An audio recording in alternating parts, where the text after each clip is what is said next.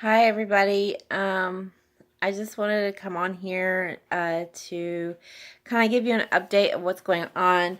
Last video I was telling you guys that I was going to go to a fertility specialist. I went to the fertility specialist yesterday on Wednesday.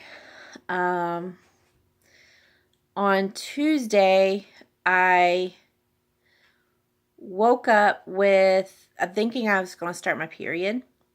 I thought I was going to start my period, and so I called the fertility specialist on Monday to let them know that I was going to start my period. I didn't know if I could still go see them for the first appointment with being on my period or not, if I needed to reschedule the appointment or what. So I called them. They said to still come in on Wednesday, even if I start my period. On Tuesday, I woke up and I was spotting, and I thought this is going to be TMI for those of you that don't want to watch this part and just skip over it or click off this video. But I started spotting. So I was thinking I started my period. So I put a tampon in, and about 4 or 5 hours later, I went to take it out and thinking that it was full, and there was nothing on it but two little tiny brown dots. So it's like I'm spotting. So I started wondering, well, because I never spot, before my period or during my period. I never spot. When I start, I just start. So I went. So I called to let the fertility specialist know that happened because I didn't know what was going on. And I decided on my own to take a pregnancy test just in case, because I started thinking, well, it could be implantation bleeding. But I was at 13 DPO. So I was wondering, like, I was like, that's too late for implantation bleeding, I thought. And especially with me, I have a short cycle. I only have a 24 to 25 day cycle. And I ovulate early, and everything comes early. So that's why I was really strange for me. Everything was really strange for me. And so I took a pregnancy test and it showed up positive. And I got excited, but then I got really nervous because I'm not on any new medication yet to try to keep me pregnant. So I called the fertility specialist back real quick and told them that I tested positive for pregnancy. I didn't know what they wanted me to do. So they told me to still come in on Wednesday. So yesterday I went in. Well, first of all, when I woke up, I took another pregnancy test to see if it was getting darker.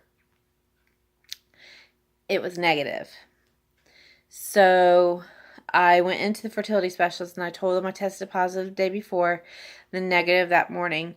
And but I wasn't bleeding. Like I only had that little spotting the day that I found out I was pregnant on Tuesday morning, and nothing through Tuesday night into Wednesday morning. I had nothing, and no spotting or no bleeding at all. So we went through everything that you go through at your first consultation appointment at the fertility clinic. And they went through my history and everything, and pretty much came out to, basically I'm getting pregnant, so I don't need any like fertility treatments to try to help me conceive, because we're conceiving, we just can't stay pregnant. So they're going to try to figure out why I can't stay pregnant once I get pregnant. So I go tomorrow on day 3 of my cycle to get blood drawn to check some hormone levels to see if that's okay or not. And I go on the next Wednesday, a week from yesterday, and that'll be on my day 8 of my cycle, and to do a SIS test, and it's like the saline sonogram, I think is what it's called, where they insert like a catheter, and they fill your uterus up with water, It's like saline solution water type of thing.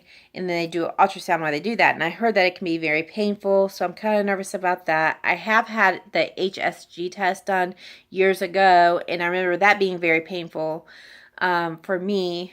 And I had bleeding afterwards and a lot of cramping and stuff. I pretty much stayed in bed the rest of the day after I had that. So even the nurses at the fertility specialist said that it's more invasive than the HSG test, so I'm expecting it to be very painful. I'm not sure. Maybe you guys have had it done. Just leave it in the comments if you have, so maybe I can learn from your experience or what to be prepared for. So yeah, I go for that on Wednesday, and then Monday my husband goes to do the semen analysis to just check for, well, they're going to check for his sperm count, but we're pretty sure his sperm count is okay. It was the last time he was checked, and obviously I'm getting pregnant, but their main reason for doing it is to see if he has any deformities, thinking that maybe a deformed sperm is entering the egg, causing it to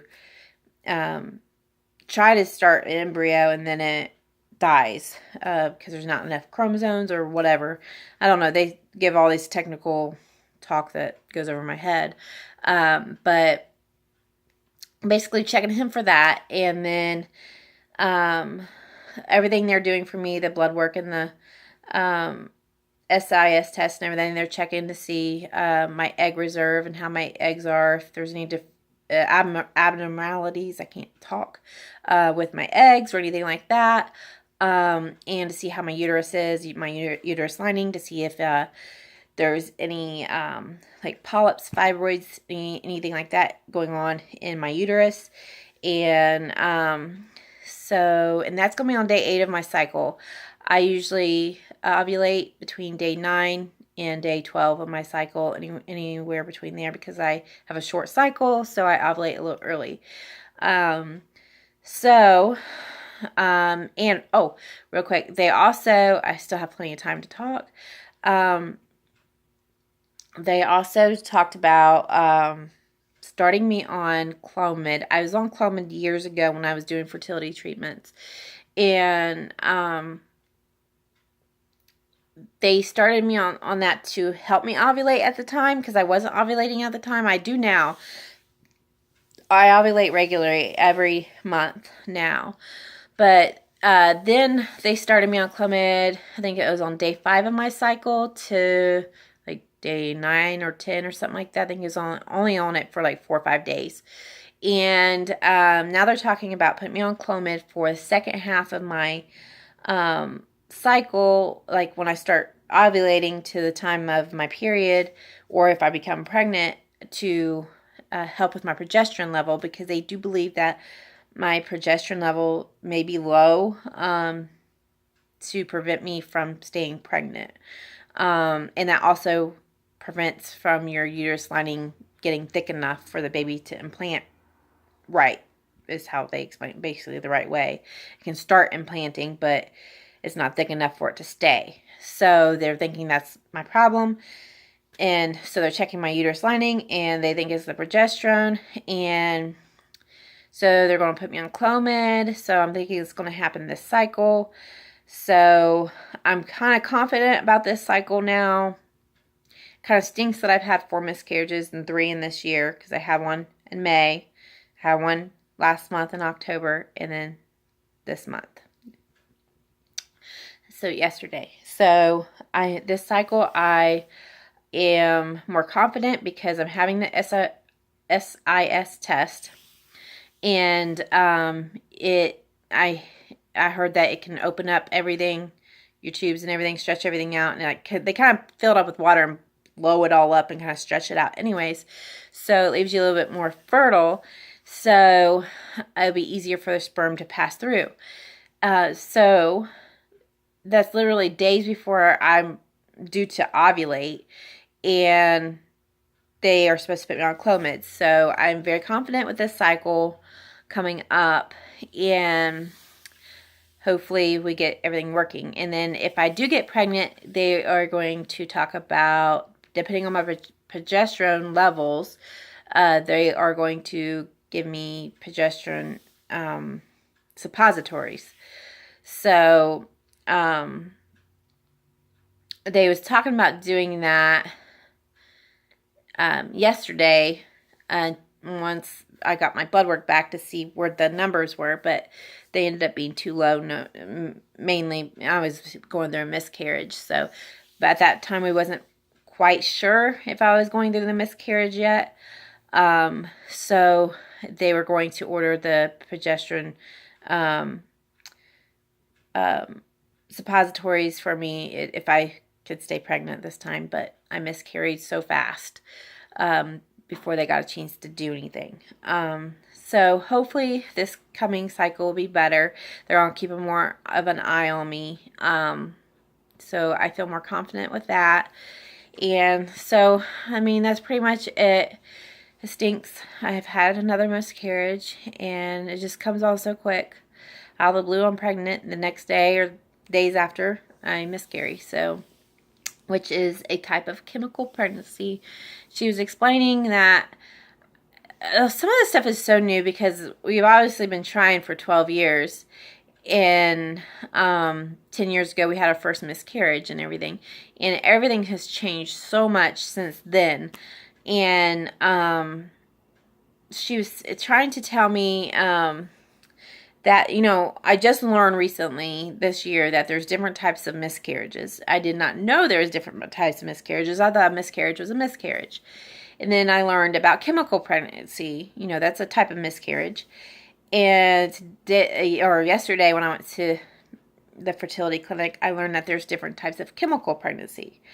And so the type that she's saying that I have, because I literally get pregnant, test positive on a pregnancy test, and the next day or the day, you know, the days to come within the next 2-3 days, I miscarry. And so it's a certain type of chemical.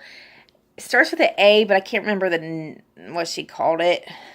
But it's a type of chemical pregnancy that I have. So I'm getting pregnant and then miscarrying right away. Like either my body's rejecting it or there's something wrong with the baby and it's just can't survive. So we're trying to figure out what's going on.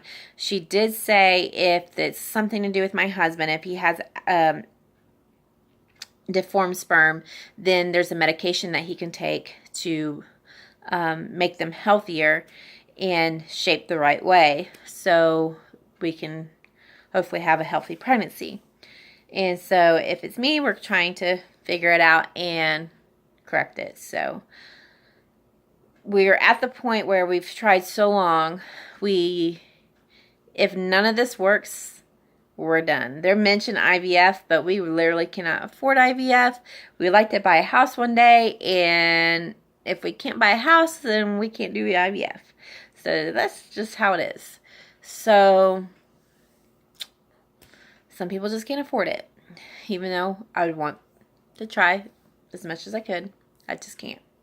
So we're at that point. And yeah, so if there's any questions or any comments, please leave it in the comments below. Please like this video and subscribe to my channel to go along with me in my journey and to learn more about what I'm going through, I guess. And please watch my videos in the past to kind of catch up my story and kind of my testimony of how we've got to where we are today. And I'm trying to do my vlogs a little bit more for you guys to watch, because there are more people viewing my videos, which I'm very thankful for.